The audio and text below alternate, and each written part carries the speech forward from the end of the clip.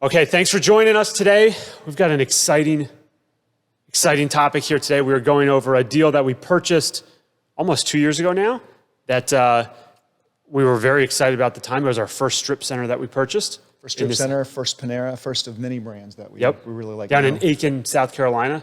Yes. And we purchased that deal, and within about 12 months, really, it was about 12 months later, we marketed the strip center and were able to sell that part of the asset. Right. The original purchase was a Panera and a 3-tenant strip mall with a mattress firm, Aspen Dental, and a vitamin shop.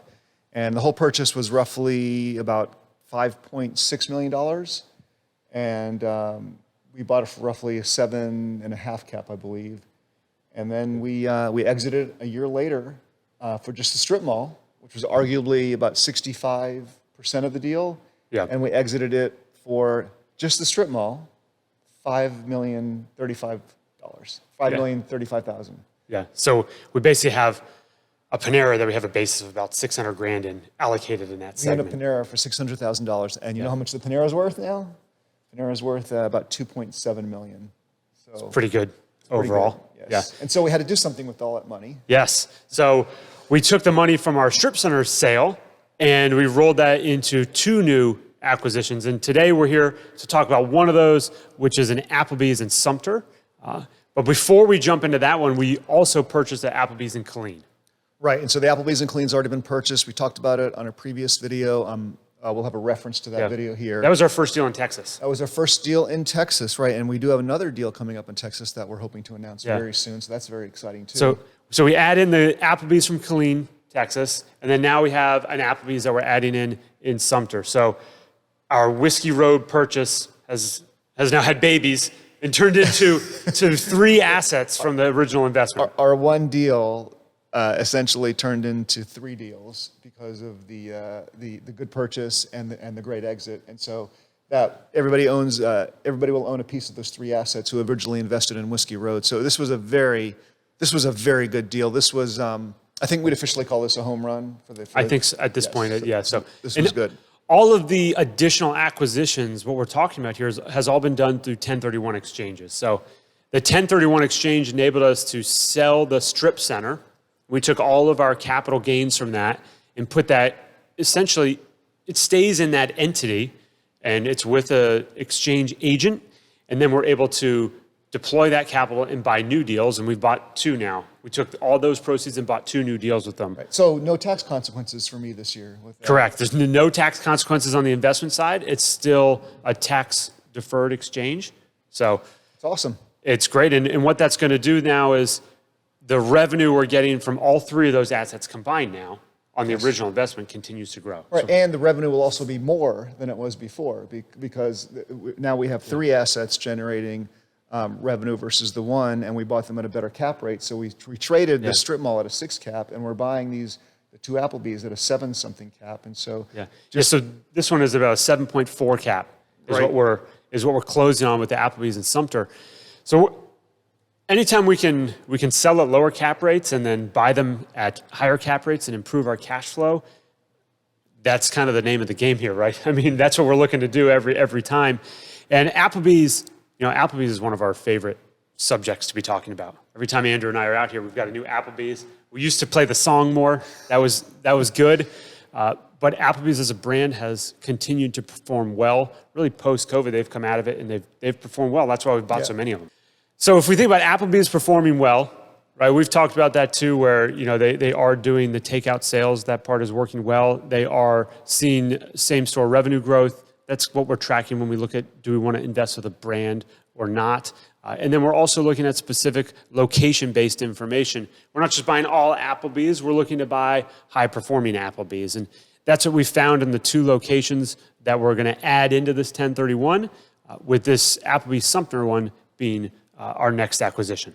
And the Killeen Applebee's was actually phenomenal. We'll have the reference to it, but the Killeen Applebee's, the sales were just crazy. Yeah, the store sales on that one were off the charts comparatively. Right. Sumter is a good performing Applebee's. We've got consistent since I have a graph in here that will show on the screen, but since 2019 it has had consistent sales growth, even recovering from COVID and beating COVID. I'm not drinking yours. I was going to drink yours for a Don't minute. drink my drink. Okay. But if you notice, you can see the dip during 2020, which was, of course, the COVID dip. But then ever since then, you'll see a progression back up. And when we did the tenant interview on this one, Applebee's is they're committed to this location. It's got good sales growth. It's got good history. And it just checks all of our boxes of being a store that's going to have consistent growth. It's in a good location. And it's something that the brand is actually committed to. Yeah, and this location was built in 2008. That's right for this one. It's a relatively new build that we've got. So, and then we're also seeing, we're buying it at a 7.4 cap rate. And 7.4 cap is definitely on the high side of what Applebee's are going for right now. So we sold our Duluth Applebee's last year for in the sixes. So the bottom line is, we try to find the high cap rate Applebee's that, we might have to fix something. We might have to extend a lease term, but the bottom line is we're going to create value during the term. And then at the end of this term, we're predicting, roughly a 14 to 19% return on investment on this one over a 4-year hold. Yeah, let's do that. Let's go look at the overall investment performance. Now, this is just the investment performance on this deal. It's not going to add in the Colleen Applebee's, and we're not adding in the Panera that we currently have. But if we're looking at just the investment performance on this Applebee's that we're buying. Okay, so Applebee's Sumter, we're buying it for just under $3 million. Correct. That's our going in. 2,975.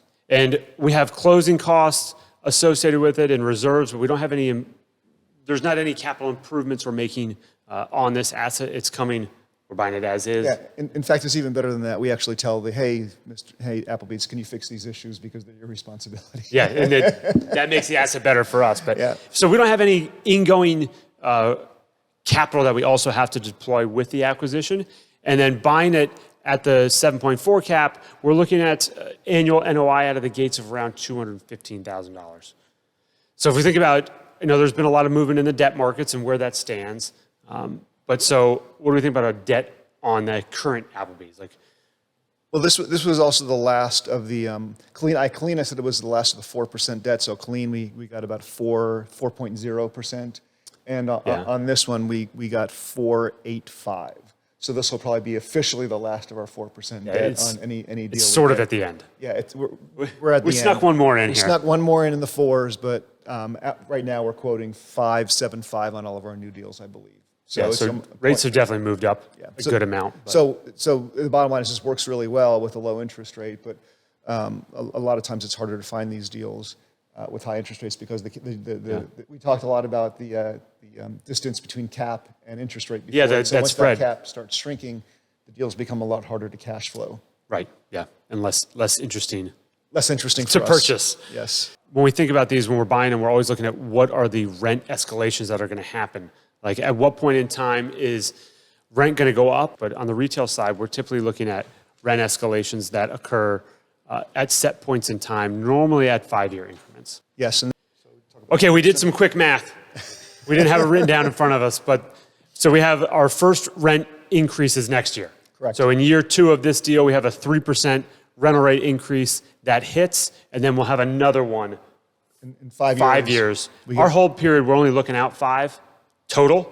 So that one would be 4 or 5, and so we're gonna get that second bump, 7.5%, and we will right after the renewal, before the 7.5% bump kicks in, then that's when we'll actually exit. Yeah. So we're going to exit at a higher rental rate, which will get us a higher price on the actual purchase. Yeah, and that's our go-to strategy on these. Is we're always looking at when are the rental rate increases, and we would like to exit a retail position when we have the highest rent we know we have for a long time and the longest term lease. So in this case, we're going to keep the first rental rate increase. That's in year 2. Right. And we're going to look for the second rental rate increase that comes out in year 5 and negotiate that one as it comes up, as we can get a rental rate increase, extend the term of the lease at that point, and that would be most likely the position where we exit is after that lease renewal. Right, and then we're going to also have a higher cap rate deal next year too, because we're getting the rent bump next year. So, so we're buying it at 7.4 right now, but then again, we'll get another rent bump next year too. Yeah. Cool.